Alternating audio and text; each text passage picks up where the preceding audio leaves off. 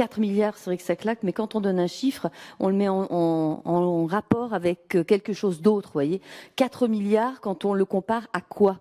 Au budget de la santé en France, au budget de l'armée, voilà. Ce serait plus intéressant, je crois, de donner un chiffre en comparaison d'un autre. C'est comme ça en général en économie. Merci Madame pour vos leçons d'économie. Alors je vais vous donner un peu de perspective. 4 milliards d'euros, c'est la moitié du budget du ministère de la Culture. Est-ce que Madame, vous savez quel est le pourcentage du budget du ministère de la Culture qui est dédié à la préservation du patrimoine? Vous ne le savez pas, c'est 4,5% du budget du ministère de la Culture.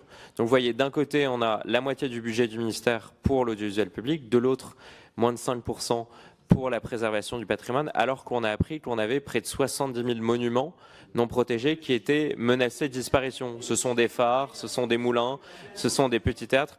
Donc quand vous m'accusez d'être partial sur ma présentation des chiffres, je vous prends au mot et je me permets aussi de comparer entre deux budgets du ministère de la Culture, aussi pour vous montrer ce que ça représente. Et le sens de ma question, c'était aussi de vous dire, on a plus de 100 chaînes de télévision et de radio publiques, plus de 100, qui sont financées à hauteur de 4 milliards d'euros chaque année. Est-ce que selon vous, plus de 100 chaînes publiques payées par les Français, c'est pas trop?